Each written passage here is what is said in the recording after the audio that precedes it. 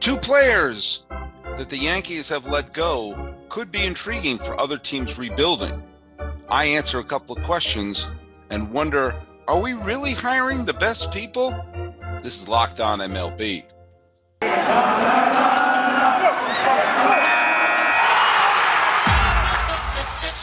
You are Locked On MLB,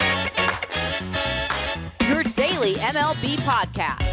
Part of the Locked On Podcast Network, your team every day. Hello, baseball fans. Welcome to Locked On MLB, part of the Locked On Podcast Network, where it's your team every day. This is the daily podcast. We talk about all of Major League Baseball.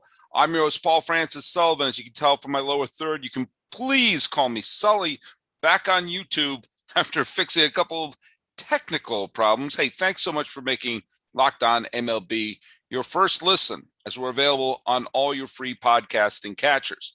Hey, follow us on Twitter at Locked On MLB Pod, same handle for Instagram. I'm really quick to answer at my Twitter, which is at Sully Baseball Podcast on Instagram. This is being dropped on the 22nd day of November 2021. A very, very happy birthday to Lisa Zambetti, who those of you who know me know that you know that I know who she is. Okay. By the way, let's take a look at who was born on November 22nd. This is also anniversary of a pretty terrible day in American history, which I won't get into now, but some players like the great Lou Burdett, who won 3 games in the 1957 World Series, was the pitcher on the mound when the Braves clinched the World Series against the New York Yankees, the only World Series title the city of Milwaukee has ever had.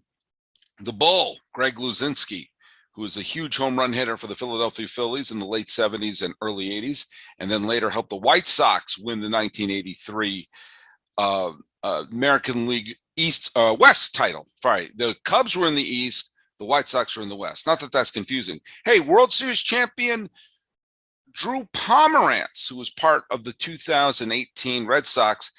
A little bit of a spit in the face in terms of Pomeranz because he was on the roster and an active pitcher. And the Red Sox played that 18-inning Game 3 of the World Series. And Pomeranz never got the call. They let Nathan Eovaldi pitch until his arm fell off before bringing in Pomeranz. And eventually, Eovaldi let up a walk-off home run after pitching 6 brilliant innings out of the bullpen. The next day, they didn't have a starting pitcher. They used all their starters in Game 3. And so they started Eduardo Rodriguez on no day's rest. And Rodriguez pitched into the 6th. Eventually, the Red Sox won that game and went on to win the World Series. I can't help but wonder what Drew Pomeranz is saying. Hey, I'm rested. Hi. Well, but you know what? I'm sure he's just fine. He did pitch in the playoffs for the Red Sox the previous years and wound up winning a World Series ring for his trouble. Hey, another person who was thrown into the midst of a long 18-inning game was also born on November 22nd. That was Yusmeiro Petit, who came in and pitched 6 shutout innings out of the bullpen in an 18-inning game between San Francisco and Washington. And that was a game where the Nationals were the best team in the National League that year, and the Giants were the visiting team of the wild card game. They happened to get a great performance by Madison Bumgarner to beat a pretty talented Pirates team. But everybody and their cow thought that this might be the Nationals' year. Best team in the National League. The Giants were going to be, they were lucky to even make the postseason. Giants wound up winning that first game, and then the Nets had a lead with 2 outs of the 9th inning, and the Sandoval hit this tied the game, and then it just kept going and going and going. And Bochy handed the ball to Petit, and he just went the rest of the way. And finally, Brandon Belt hit the home run. The Giants were up 2-0. Ironically, the only game the Giants lost in that division series was started by Madison Bumgarner, his lone blemish in that year's postseason. But then Matt Williams managed horrifically in Game 4, and the Giants won that, went on to beat St. Louis, and went up to beat Kansas City, and then went up winning the World Series. And a big deal that had to do with Yusmeiro Petit's great performance out of the bullpen. Happy birthday to him. A couple of people who became unlikely, or let's just call them unpredictable postseason heroes. Ricky Leday, who was brought up late in the great season of 1998, one of the great seasons in baseball history. And the Yankees recalled him late as if they needed anyone else. And in the division series, he didn't play a single game. In the league championship series, he got in a couple of games, got 5 at-bats, went 0 for 5, was a bench player. In the World Series, batted .600. He batted .600 with 3 doubles, 4 runs batted in, an OPS of 1.515, and became a postseason legend for the Yankees. Later hit a critical grand slam in the 1999 ALCS against the Red Sox. So it became one of those players who came up and then got kicked around between the Indians and he was part of the deal that brought David Justice to the Yankees, and bounced between the Rangers and the Phillies and the Giants and the Dodgers and the Mets, but will always be beloved as a Yankee postseason legend, like you do. And then came Johnny Gomes, who's also celebrating a birthday today.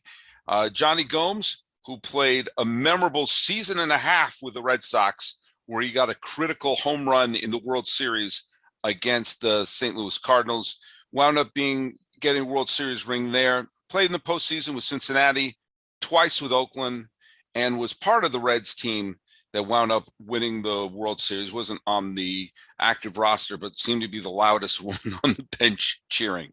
So there's a lot of people having birthdays on November 22nd, besides Lisa Zambetti. Hey, I want to give a welcome to someone who's brand new, floating along the River Sully and joining the family here of Locked On MLB, Michael Hughes, who's normally I'm suspicious of someone whose name is on Twitter a name followed by 8 numbers. Michael at Michael 479-06863. I know I'm gonna suspect you're not a Russian bot, Michael Hughes. Said he started listening to Locked On the other day. He's enjoying it. Thank you. And Michael, I hope you know, as everyone else knows, that this is my favorite time to do a podcast because during the regular season, you need a baseball fix, you turn on a baseball game. But it's not always that easy to turn on a baseball game when you're in the middle of, the off season.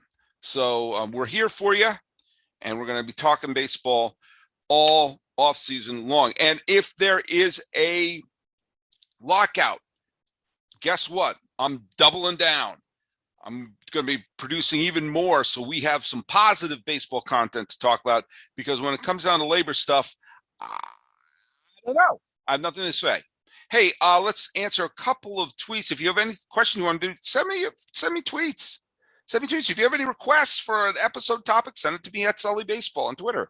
Scott Campbell at MTG Pack Foils, who's a very loyal listener, said wrote to me, of all the teams that switch leagues, which one would you want to see back to their original league when MLB expands? Would you want any current teams to move to another league? For the people who are new to the podcast, maybe you don't know this about me. I'm a Taurus. I like long walks on the beach and Italian food. I also would like to see baseball realign, especially if they're going to do the universal DH. I'm not a fan of the universal DH. I like that both leagues have different rules. But if we have to have a universal DH, and it looks like it's going to happen, then there's no difference between the American League and National League anymore. So let's just realign. Let's have, as I said, 4 regional divisions: North, South, Central, West. And you'd have all the California teams, you have all the Northeastern teams, you have the Southern team, you have the Central teams. They'd all be they'd be in the same division, probably play an unbalanced schedule. They play each other more, and then they play out of division fewer times. And if you're going to have a universal DH, then that makes it more equitable. And then you set up the league championship series and a World Series being between the best team of this division versus that division. I haven't worked out all the kinks, so that's what I would do.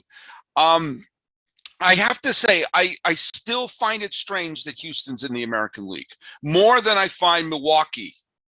And part of the reason, though, even though I grew up with the Brewers as an American League team, Milwaukee has a National League history.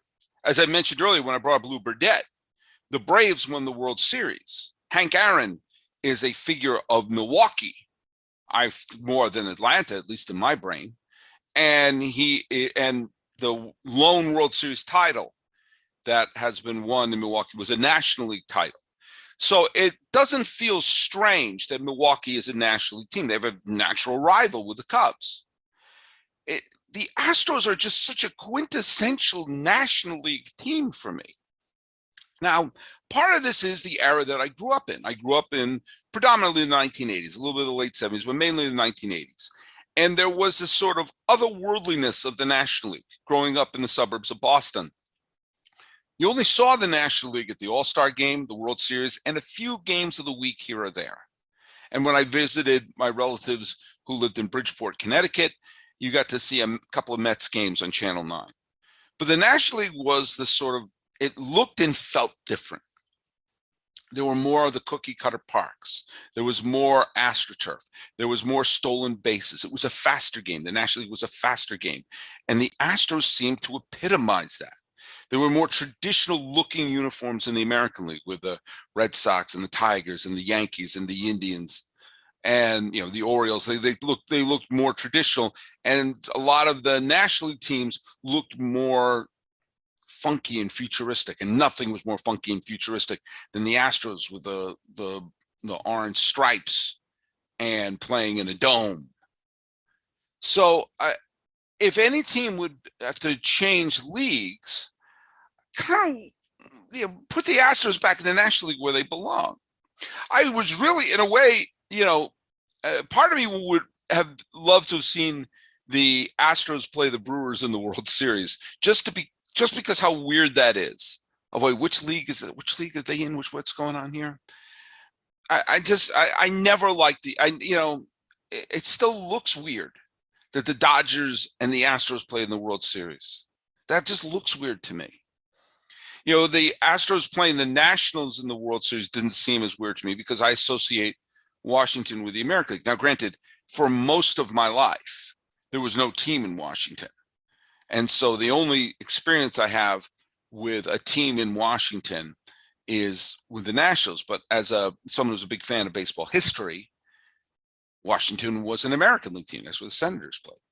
So the Astros playing the Senators isn't as strange as the Astros playing the Braves or the Dodgers or the Red Sox playing the Astros in the ALCS or the Yankees playing the Astros in the ALCS. The Astros played the White Sox in both the World Series and the Division Series. That's weird. But I do think baseball could use that realignment. The differences between the leagues are now, especially if it's a universal DH. What's the difference? Why are we doing? Why are we keeping this charade that there's an AL and an NL? Let's call it baseball. Even the umpires aren't AL and NL umpires; they're Major League Baseball umpires.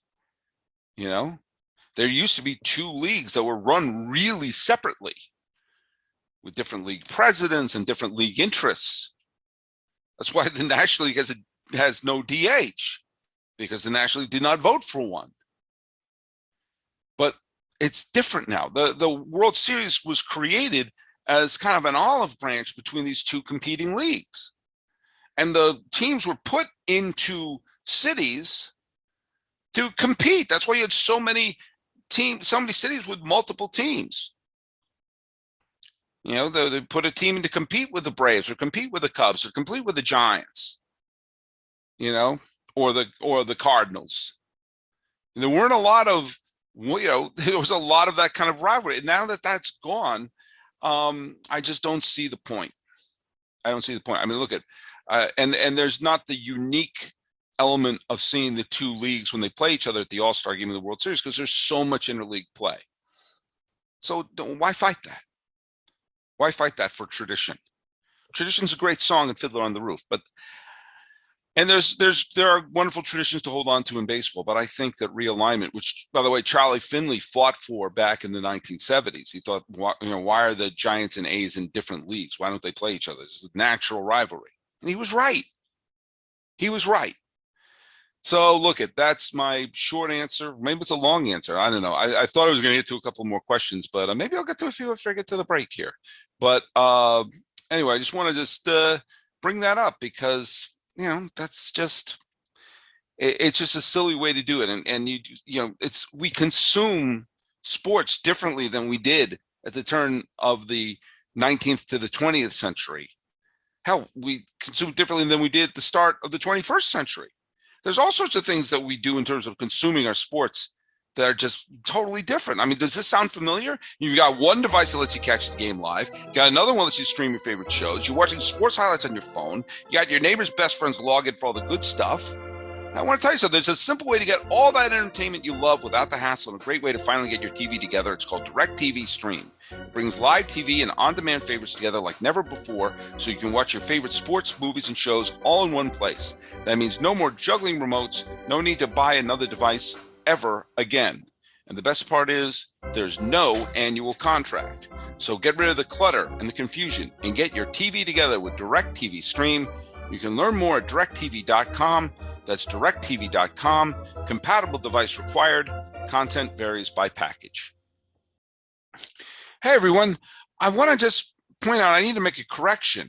I made a mistake, and those sometimes happen when you do a podcast and you're speaking kind of quickly and with only limited notes. I have some bullet points in front of me, but I try to, speak from the heart as best as I can.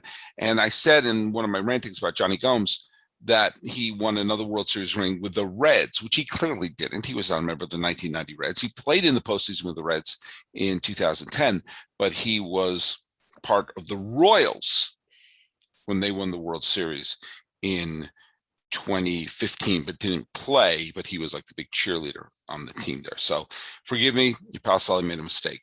But Johnny Gomes is somewhat tangentially related to the rant I'm going to go on a little bit here, that the Yankees have a bunch of players in their farm system that they're trying to protect and put on their 40-man roster and have them not be selected in the Rule 5 draft. We saw with Whitlock being signed by the Red Sox last year in the Rule 5 draft. The Yankees can't afford to let a lot of their young players go to other organizations. So the Oswaldo Cabreras and the Everson Pereira, some of these are people whose names I'm not saying out loud until just now. Stephen Riddings, J.P. Sears are some of the players that, according to MLB trade rumors on other sites, who the Yankees are trying to protect. And so they have to make room on the 40-man rosters, which meant they've designated for assignment Clint Frazier, Rougned Odor, and Tyler Wade. Now, what does this have to do with Johnny Gomes? Well, when Johnny Gomes won that World Series ring with the 2013 Red Sox, the Red Sox were coming off a horrific 2012 season and somehow won the World Series the next year. And one of the things they had horrible years from a bunch of their pitchers the previous years, and some of them bounced back. Lester bounced back. Buchholz had a good first half. Lackey was at least effective. And they dug up a diamond in the rough as a closer, was Koji Uehara. But one thing the Red Sox did that year in 2013, which could be a blueprint for teams coming off of a terrible year, is they knew they had players coming up through their farm system, and they did. But they plugged the holes with major leaguers. And a lot of times there were major leaguers who needed something to prove. Major leaguers who weren't huge established stars, but wanted to show that they could be better than the back of their baseball card would indicate. Now, there have been examples of teams trying this and then not working. Last year's Kansas City Royals team saw the Royals pick up some veterans that they plugged in. And despite having a wonderful season from Salvador Perez, the team didn't quite work and they traded away some of their players. But I do admire that the Royals that year, at least, last year at least, tried, made sure that there were major leaguers on the team. But a lot of times you see a player who has been in a bad situation sometimes may blossom if they get out of that situation. Which brings me to Clint Frazier. Clint Frazier was a player who was brought in when the Yankees dealt Andrew Miller to the Cleveland Indians in the middle of the 2016 season. Now, Miller became a key member of the Indians team that got within one swing of winning the World Series. In fact, was the League Championship Series MVP. But Frazier was a number 5 pick overall in the first round of the 2013 draft. Frazier was a right-handed power hitter who had a ton of promise. And whether it was been injuries or being part of the numbers game or just not fitting in with the team, for whatever reason, Frazier, who's had bursts of playing well, he hit 12 home runs in 69 games in 2019. In the truncated season of 2020, he played 39 of the Yankees' 60 games, had an OPS over 900, and wound up hitting a home run in the division series against Tampa Bay. But for whatever reason, it just never clicked with the New York Yankees.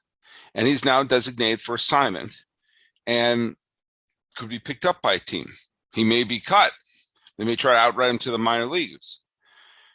If I were a team that were perennial rebuilders or teams that have a ton of prospects but not a lot on the major league level, or you're just trying to fix holes, I would take a good long look at the players the Yankees got rid of.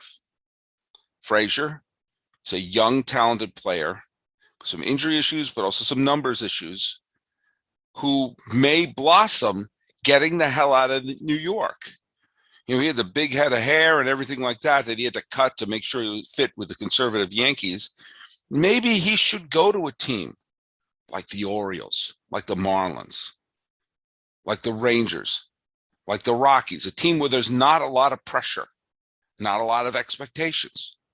Or find himself on a team where there may be some expectations that could use a little boost here or there, like St. Louis or the Seattle Mariners, or that weird organization in Oakland who every time you count them out, they wind up winning 90 games. And every time you think they're going to win the World Series, they fall out. Clint Frazier is kind of like what Johnny Gomes was when the Red Sox picked him up before the 2013 season. Now, things can go perfectly like that when you have a Gomes, or forget the Red Sox. Look at how like Jorge Soler, who was flopping and floundering like a fish on the dock when he was playing with Kansas City, the aforementioned Royals, winds up going to a new situation in Atlanta, becomes a World Series MVP, joining Eddie Rosario, who was in a similar situation in Cleveland, comes over to Atlanta, and it fits well.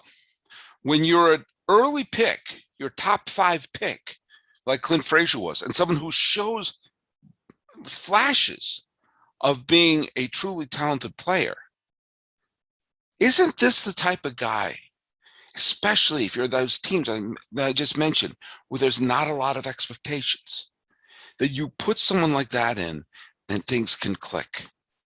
I'll tell you the team I think he could work great in, and I'm dead serious when I say this. The Mets. The Mets need someone with some power, who could spark the team, who could give the club a little bit of a boost. And heck, he already has a place near New York. Of course, the ideal place for him to be, ironically, Cleveland. Cleveland has the pitching to win the World Series, quite frankly. They just have a dreadful offense and a terrible outfield. Ironically, they traded away the National Championship Series MVP in Rosario. But maybe, just maybe, his proper fit will be the team that drafted him, that saw the potential in him. If you're putting together a team, yes, you want to have young players to come up there. But one of the things that happens along the way is you see veterans who are unsigned because they're squeezed out from the teams that want to sign their superstars to long-term deals, like the Rays are trying to do with Wander Franco right now. And the players who are in the middle going, well, why would we pay a guy $3 million, $4 million, $5 million when we can just get a guy from the minor leagues because we're trying to tank anyway? Frazier is someone who, if you got a scouting department, you know what you can pull out of this guy. could be that I'm not saying he's going to be a superstar, but he is someone with talent and with ability. And sometimes there are examples of players who are very high draft picks, who don't pan out right away as instant stars, who bounce around, and then finally find that role where they click and sometimes contribute and even win postseason MVP awards. One player like that, Andrew Miller, who was a member of the Yankees and then traded for Clint Frazier. Teams in a proverbial rebuild take a good long look at this guy. He's a talented person who's had injury issues and some other issues. Bring him aboard, watch him relax, and watch him become a star on your team. And when that happens, that would be a general manager who deserves a treat. I'm going to talk about general managers a little bit in the final segment of this podcast. But this podcast is brought to you in part by Built Bars. Now, Thanksgiving's just in a couple of days, and I love Thanksgiving.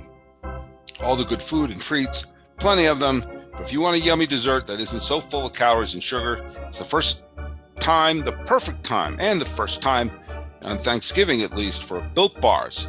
Feast on something delicious and feel good about it. A slice of pie is upward of 300 calories, and that's on the low end. Most Built Bars are only 130 calories, 4 grams of sugar, and plenty of protein. Now, I happen to love raspberry. I love a raspberry pie.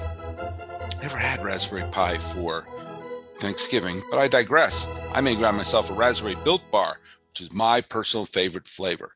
Now, guess what? Built Bar is a great option for when you're hungry, and if Thanksgiving isn't coming soon enough, go for a Built Bar too, which are low calorie, low carb, low fat, and high in protein. There's new surprises all month. Limited time flavors are arriving at Built Bar regularly, so check the site often. There's nothing like a Built Bar Black Friday, so mark your calendar. Black Friday will be a huge event with lots of surprises. Go to Built.com, use promo code LOCK15, and you'll get 15% off your order. Use promo code LOCK15 for 15% off at Built.com and get you those Built Bars. You know, there has been a lot written about the lack of diversity of some of the hires in baseball, especially when it comes down to management and when it comes down to general managers and everything like that. And it is something that is been kind of a cloud over baseball for a little while. It's something Jackie Robinson talked about shortly before he died in the 1972 World Series, made a plea to see black managers in baseball. And there have been some, there have been few, there have been a lot. And the general managers, the diversity of hires has been, pretty bad, or at least, pretty homogenized, if to not put a value on it. And a lot of names recycled, or a lot of friends of the owners or whatever from Harvard come in and take over the job. And it sort of leaves a bad taste in your mouth sometimes. But I will say this, okay? And for those of you who are new to the podcast, I'm not turning this into a political soapbox. I'm just pointing out some facts here. One of the biggest arguments against people talk about hiring in terms of diversity, or in terms of seeing that the group of people running the show don't all look the same, don't all have the same background. The common argument against that is that shouldn't matter. It should always be the best people that you hire no matter what. And yeah, I agree with that. But the question is, why do the best people all tend to look the same if that's what's happening? And are the best people being hired? Are we seeing the best people being hired for the big jobs? To that, I present to you what happened with the Mets. The Mets, who are a mess right now, mind you, finding themselves finally with a general manager.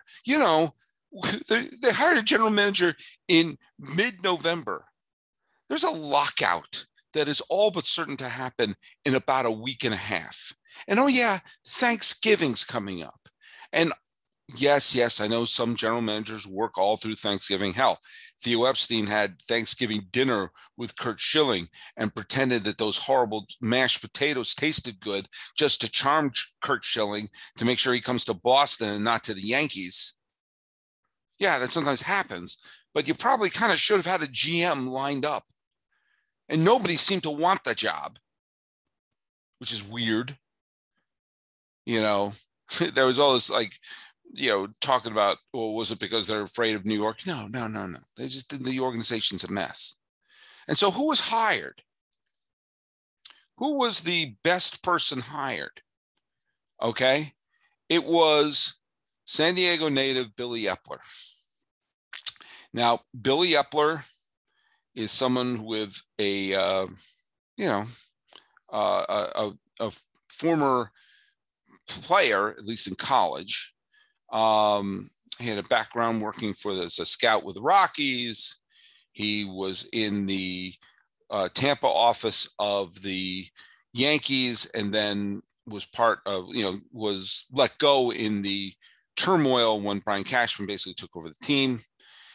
He came over to the Angels, and then there you go. When Jerry Dipoto left, he wound up taking over the Angels as general manager. And from 2015 to 2020, he was the GM of the Angels. And the Angels are, now let me point this out. I'm sitting here in Southern California. I spend a bunch of time in Orange County and everything like that. The Angels are a wealthy team. Orange County is a wealthy part of the United States. The Angels have a gigantic media contract, television, all this other stuff, gigantic contract. They make tons of money, and they're a pretty popular team. Attendance-wise, TV ratings-wise, the Angels are a very popular team in Southern California. They've got money. They also have the best player on the planet Earth. As I said, a player who was forged on Mount Olympus and brought down, handed to the Angels.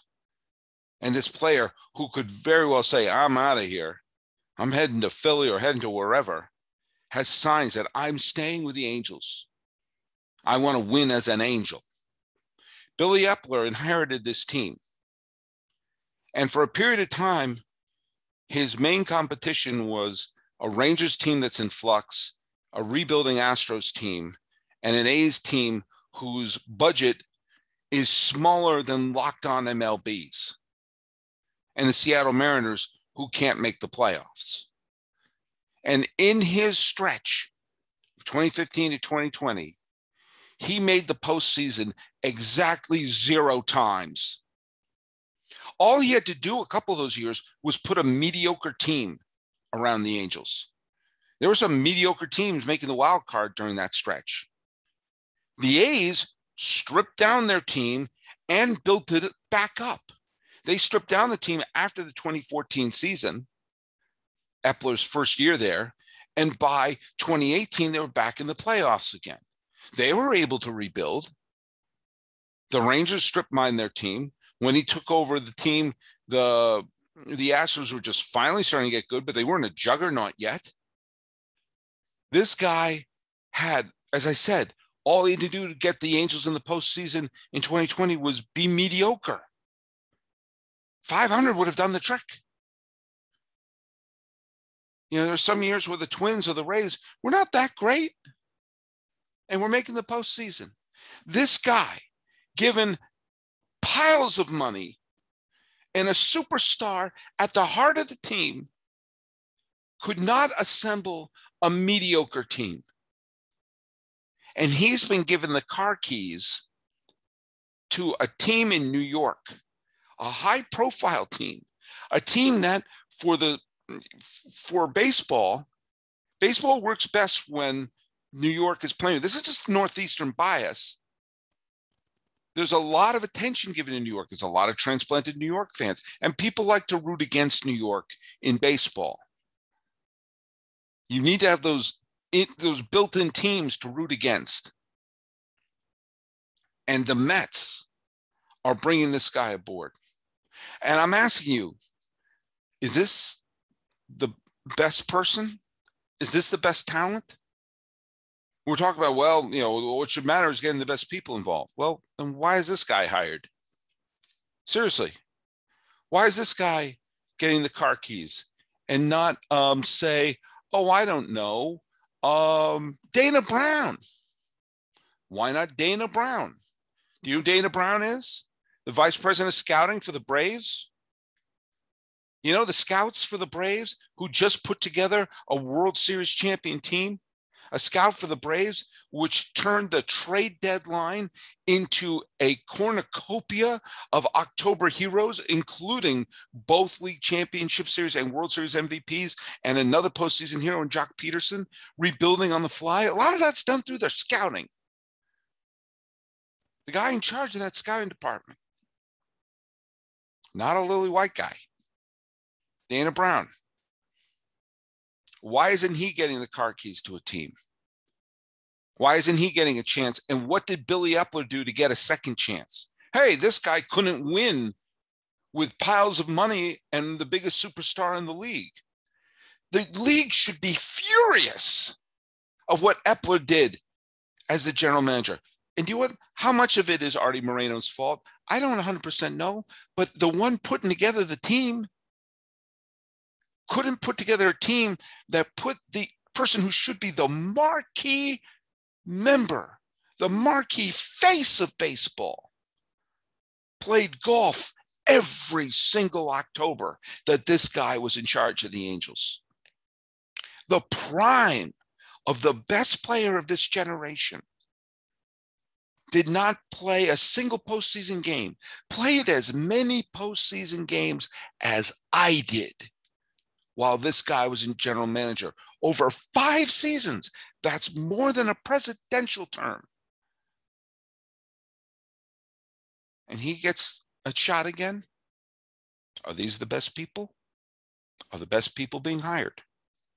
What did this guy do to deserve a second chance? While a Dana Brown is not a GM yet. You know, I remember when Kim Ng was hired by the Marlins, and a couple of people criticized it, who said, like, oh, it's just a politically correct move or something like that. One person said, oh, is she qualified? It's like, I don't know. She's only been involved in baseball front offices for over 20 years and was working alongside Brian Cashman when the great team of 1998 was assembled. Cashman gets to be the young phenom GM, and Ng has to wait several decades for a shot. Billy Epler can't put a mediocre team around the face of baseball, and he gets another turn. Are the best people being hired? I want the best people to be hired. I don't think Billy Epler's the best people. Was that grammatically correct? No. But do you know what? That's how we're ending this podcast, with bad grammar. But thanks so much for making us your first listen, as we're available for free on all your podcast catchers. And do you know what? Do you have a second listen that you're going to have? Well, let me make a case for you, and that should be Locked On Bets, which is your one-stop shop for all your gambling needs. Locked On Bets is hosted by your boy Q with expert analysis from Lee Sterling. I'm sure they have a lot to say about the football games that took place on Sunday. I don't, because I don't follow football. Anyway, hey, for those of you who like listening about baseball in the offseason, here we go. Hey, we got a couple of things coming up this week, including I'm doing a revamping of the Suffering Index. I think that's coming out tomorrow. And on Thursday, I'm going to be talking on Thanksgiving Day. There's going to be a new podcast on Thanksgiving Day where I'm going to be saying goodbye to my baseball card collection, but for the right reason. This has been Locked On MLB for the 22nd day of November 2022. I'm your host, Paul Francis Sullivan. Please call me Sully.